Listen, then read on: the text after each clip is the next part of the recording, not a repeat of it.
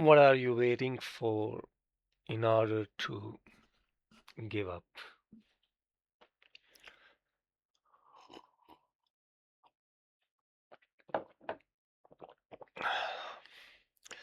What are you even waiting for in order to give up? That's what I ask.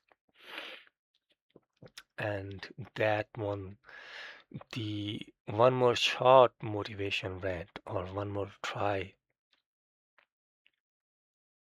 that Eminem kind of lyricism, it doesn't work. That's not the realism. So tell me why and what is that you're waiting for? What has to be happened that will make you start trying? I mean, the withdrawal or a resignation from even becoming yourself, whatever you always wanted to become. Taking part in the costume party of world never feels like something that belongs to you, and you cannot even pay any price to own yourself. Maybe that's the most expensive thing to do, owning yourself.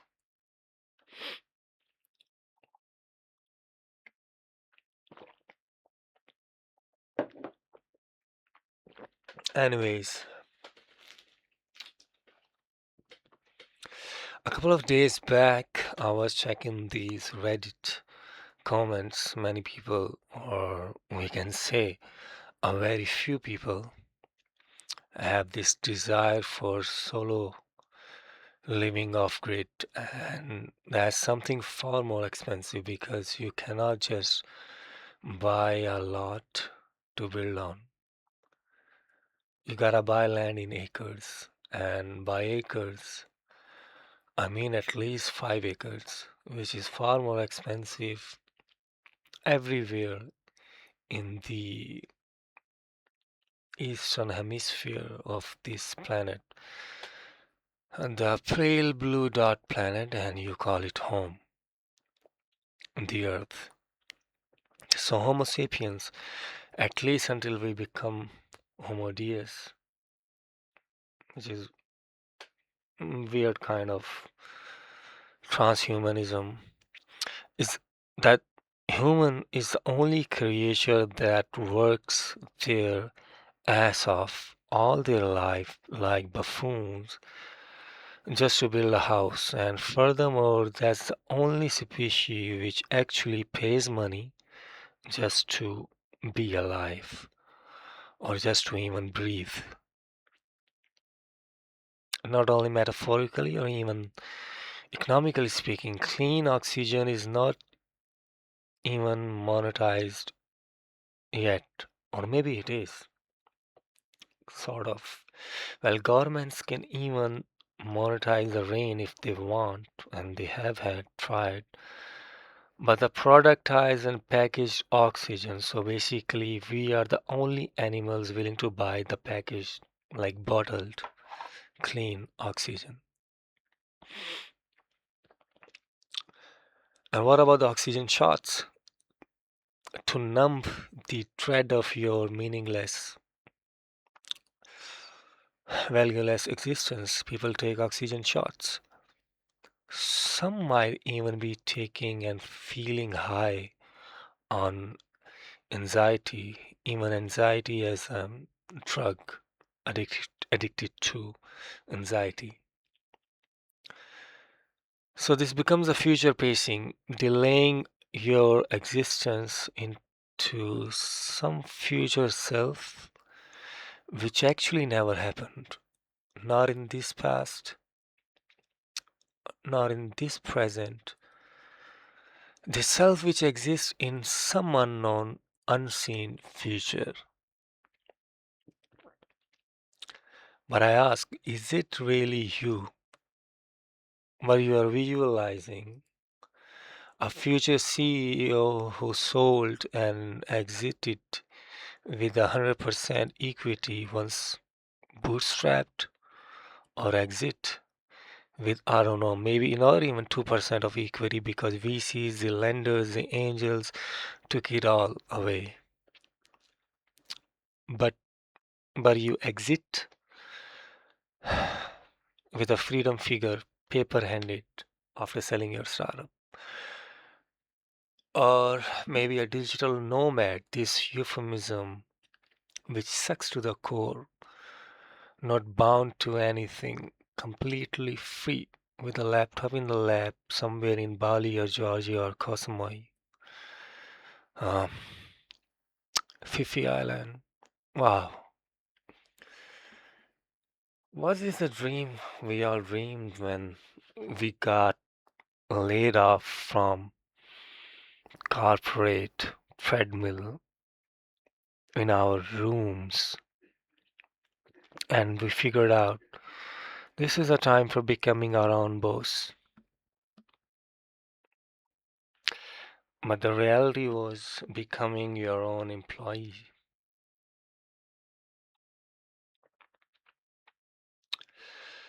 And we did not stop there. We deluded ourselves even furthermore, becoming the founders from freelancers.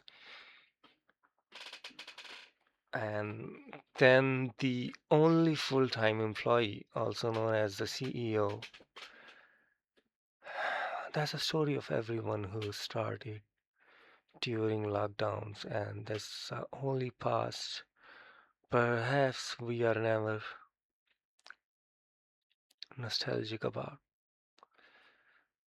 So there are two completely opposite ways to look at whatever has happened to us. The working class or masses who sell hours and nothing else beside. The one way is Austrian economics telling you that since human time on earth is the ultimate scarcity because of its irreversibility, that's why interest is a naturally emergent phenomena because we delay our instant gratification and dive into the future by investing money. So all those dividends, profits, and interests are coming from there. It's about how human time is a scarce resource. The other way of looking at it is Marxist lens, and Marx would say the profit is actually unpaid labor hours, and those hours diminish in automation. When a new machine comes in, the profit of capitalist or factory owner decline and keep on dying out. So if you say the new machine is AI disrupting everything, threatening jobs, it's like the moment you differentiate and pivot, the large language models evolve even further to kick you out of the game. And even if you come up with your new minimum viable product of an AI based software as service product, it will be wiped out even before any kind of spike in interest or traction. That's the disruption at the speed of light. Now, here's the thing, the Marxist interpretation is kind of conspiratorial, and that's not what I am saying. It's called proper in open society and its enemies, and the principle of falsification, and how exactly the labor theory of value has flaws, and of course, the whole exploitation thing built on top of it. Um, Now, here's the thing, this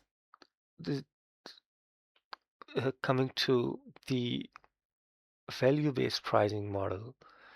If value is subjective and we know it is, but it does not remain as much subjective when you productize and classify.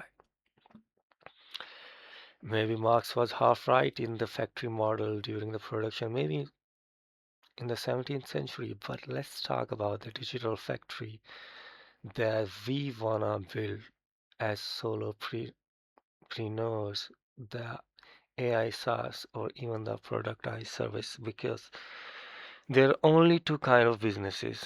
Either it's a production or it's an innovation, and we are going towards the innovation one.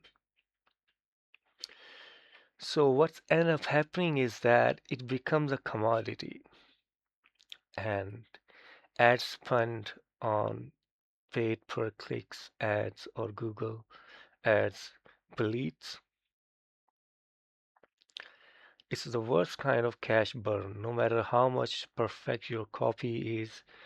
The thing is, conversion is not the problem. The problem is the value-based pricing is not possible here. You are competing on volume because your service is not customized service. So it's high volume, thin profit margin, and a hope of breaking even. And then you go to the efficiency thing because now it's a digital factory. Now it's a production unit. You're gonna go and automate the processes, bringing in generative AI so that production volume is high and hourly input is low. And what's happened? The prices are now racing down to the bottom. Ron Baker, who talked about this value-based pricing model in opposite to cost plus pricing. So when explaining, he said if you are selling hours and have an hourly rate, you are practicing Marxist because they look at the economy with that lens. But the value is subjective. So even though I know that value is subjective and completely a psychological phenomena, it's inside the head of buyer and not inside the product. But that's how the production works. The production I just talked about, even in a digital space. Um, the optimizing and curve fitting hourly inputs and outputs. Now, the other side is selling complex outcomes with fully customized services. There's no room for it's like firefighting and keep on firefighting because there is no room for automation. Um, but yeah, so the customized services, and here you can price based on outcomes and results. You will have a room to charge even 10x and sometimes 20x for your service, but the discovery and the conversion and the conversation with the prospects and the clients is far more difficult to convey that if you make your client this amount of money, how much would they pay you? And to anchor or a starting dollar amount, you can use ROI and sales number and so on if you are a digital marketing agency. Well, in other industries, you can take royalties and even the equity and the profit share, things like that. But in my, what I have tried to anchor around is the internal rate of return and the net present value of the project of the client at the back end. So here's a framework with an analogy of a plumber. But it only works if the client or buyer is value sensitive, not price sensitive, and that's the downside of value-based pricing model. The money you charge is not the money for fixing the tap with a couple of hits as a plumber, but the angle, the pace, and the years of experience to hit, and the peace of mind it will bring to the customer when the tap starts not leaking. That's the value priced in. But this paradox of customization and productization in parallel to cost plus pricing, which is hourly rate versus value-based pricing, the price which is tied to the subjective outcomes. Anyways, so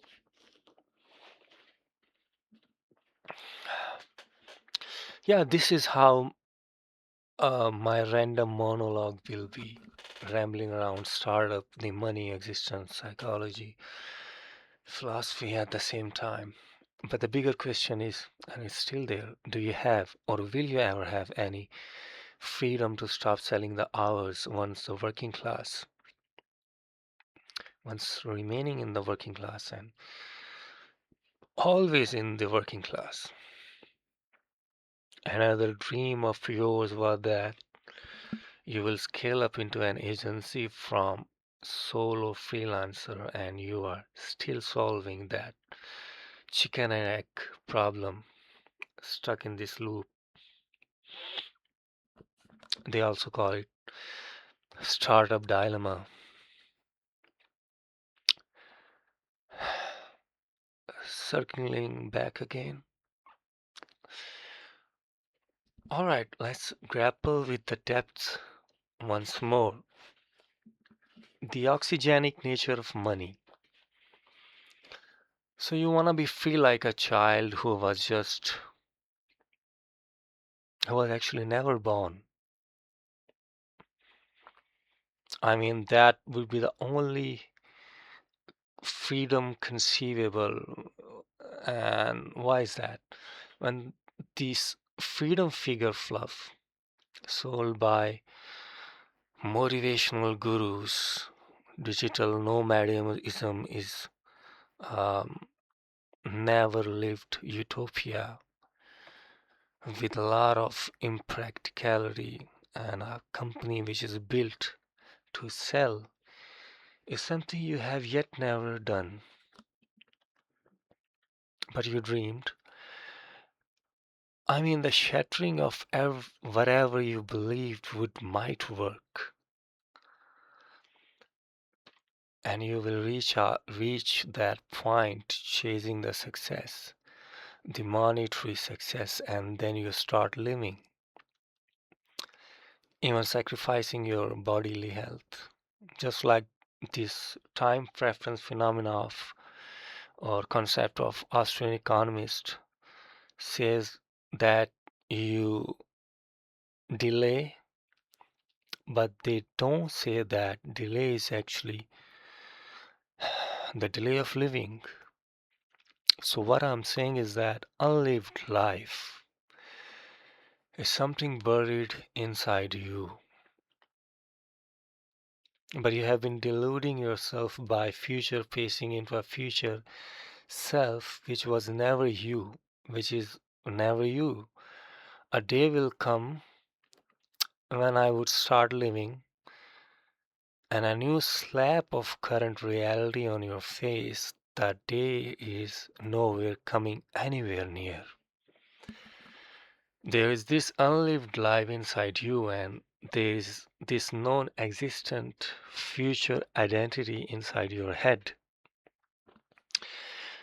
Tell me what is more real. Is it not the past which could have been lived rather than the future which is never seen? The bigger question is the identity you created in your head, the future self. Does it really belongs to you? Is it being you or even becoming you, or is it becoming one you never was? Is it not that we imitate the desires of other people? Like even the desire is a herd instinct. It was never your desire to become a top CEO, top celebrity cricketer, or a musical entrepreneur, but you, and not only you, but we all uh, copy other people's desires and desires other people's choices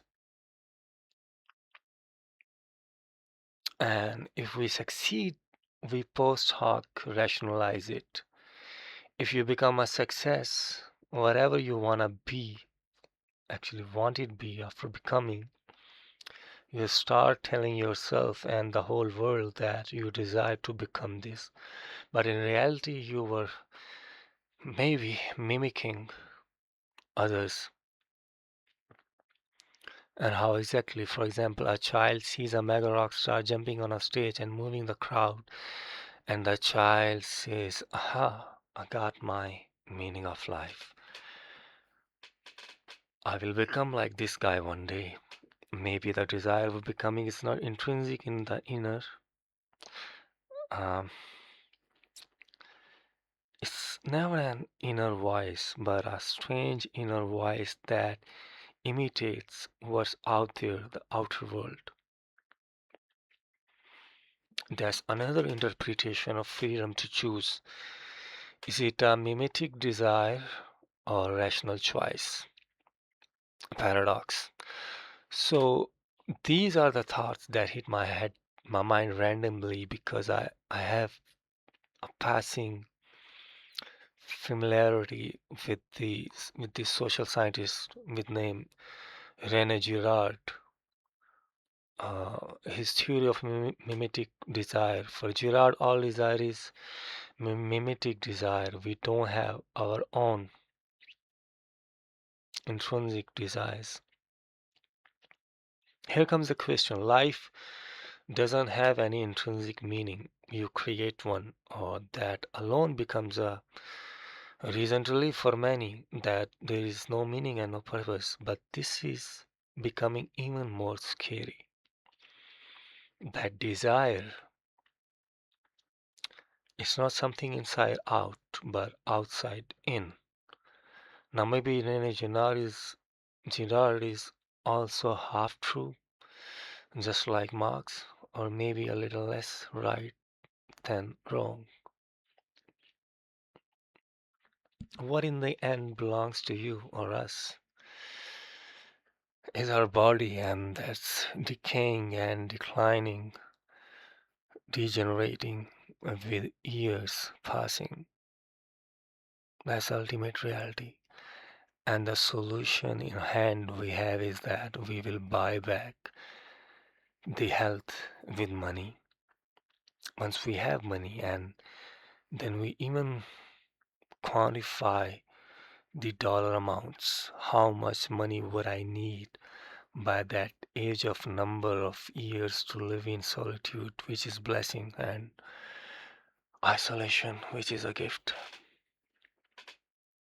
No noise,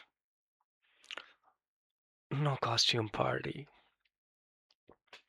no hedonic treadmill to distract your attention from your miserable existence, just pure silence in pine woods,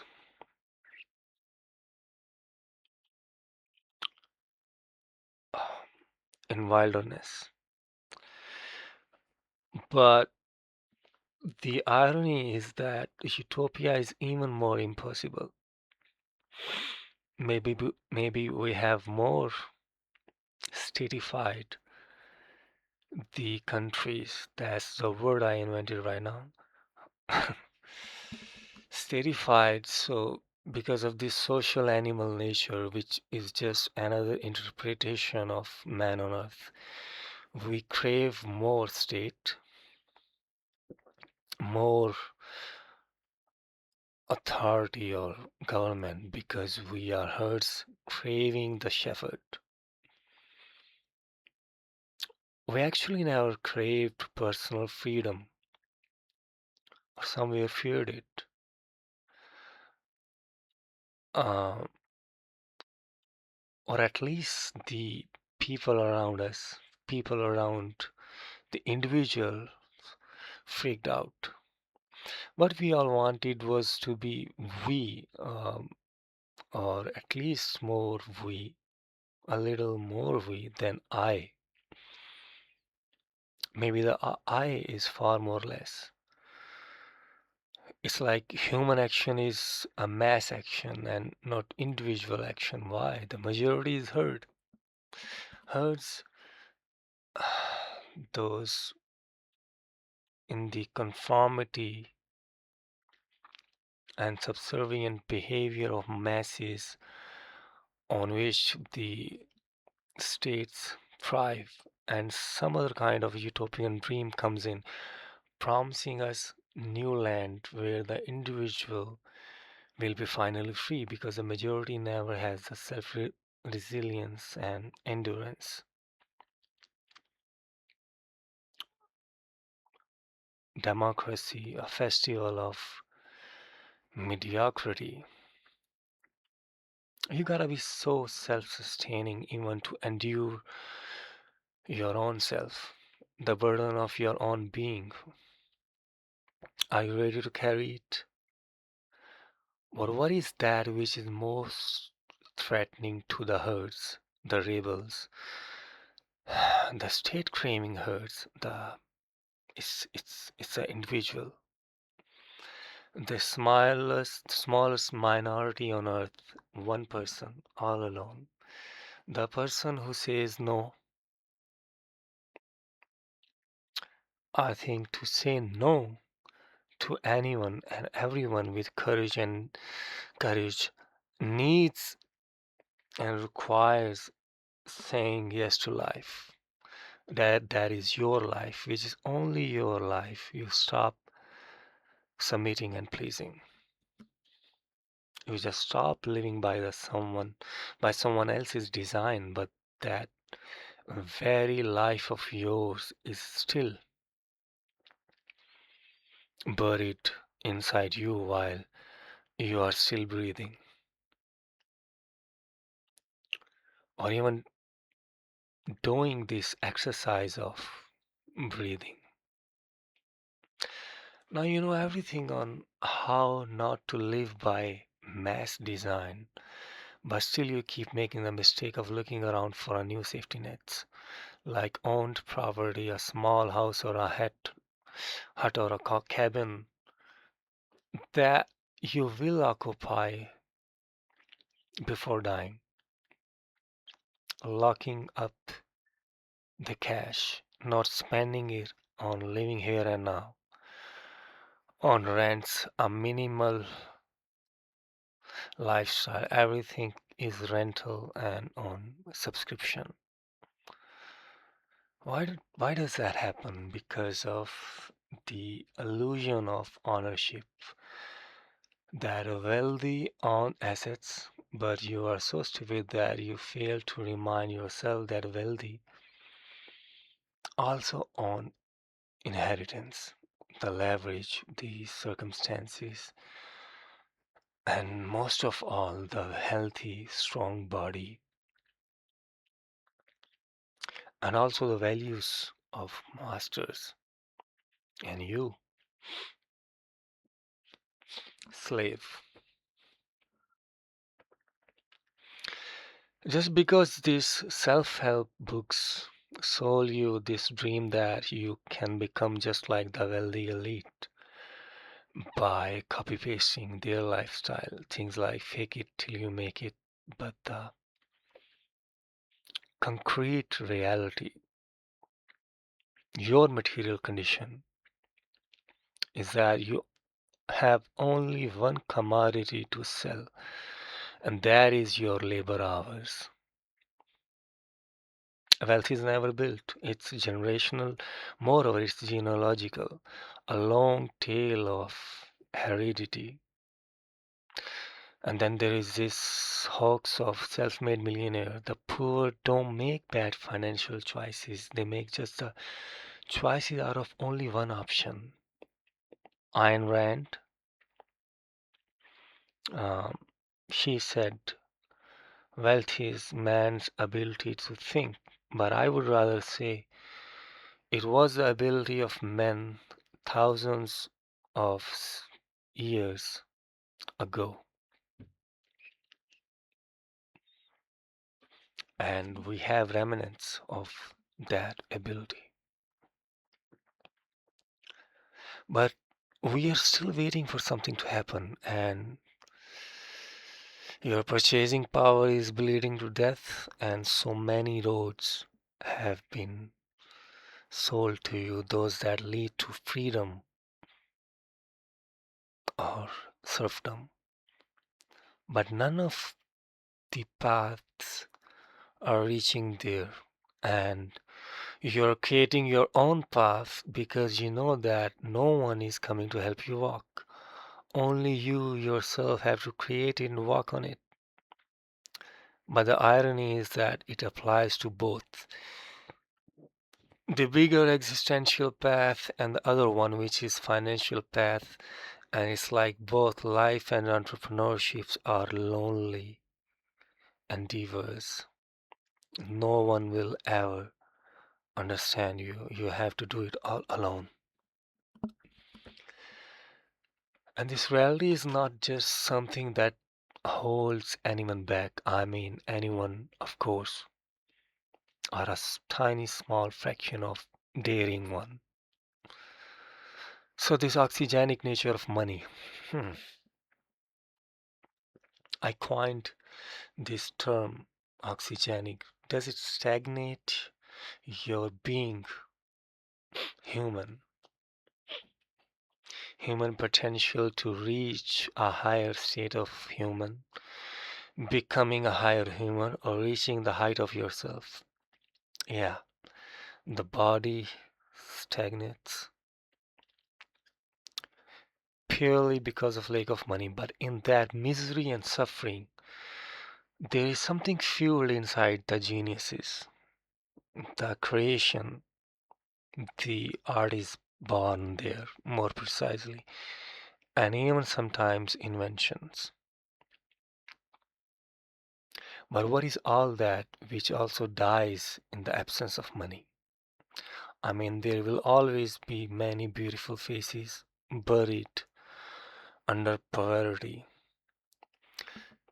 So, under the poverty, geniuses, genius minds died unseen, unknown, or that never reached us because the vessel or the bloodline was always, the carrier was always money. The wheels of human civilization, money.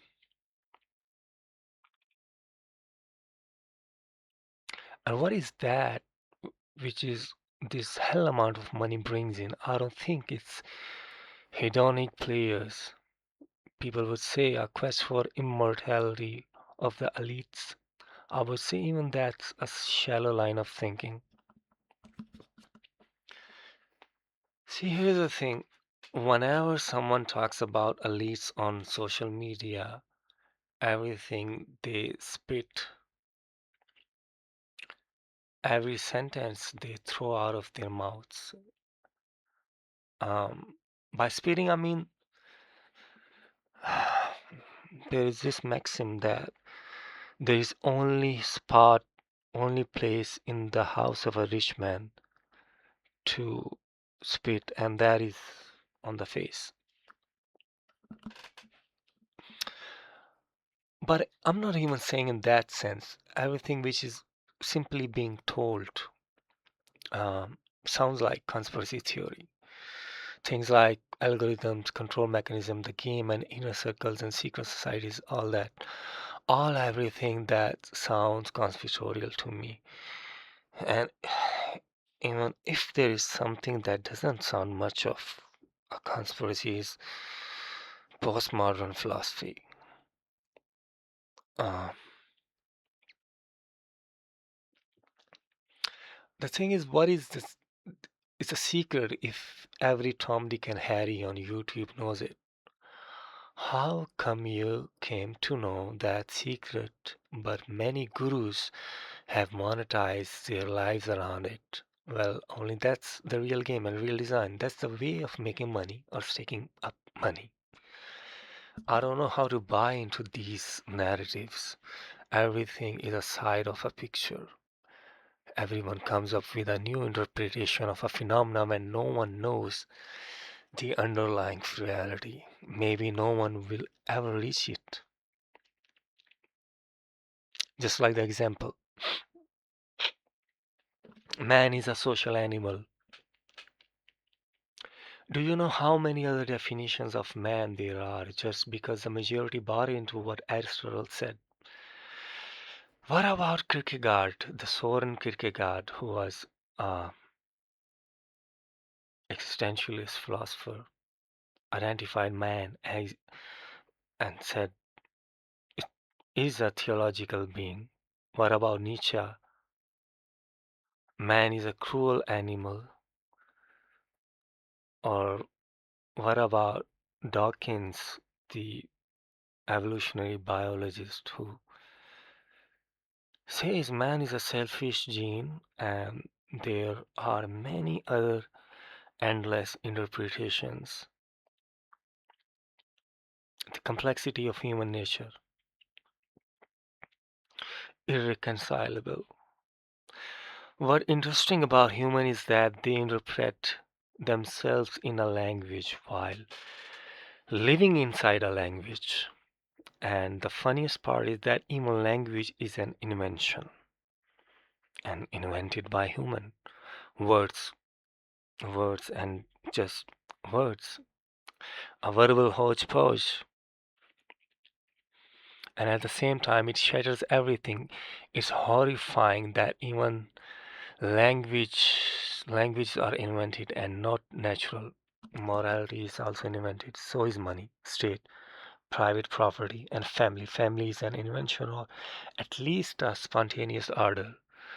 What is there left? Maybe the whole civilization is an invention and invented in a way that we all suffer from it even more. But, anyways, what are you here to invent and create? An AI SaaS tool? And that's something not happening. This sucks and this matters.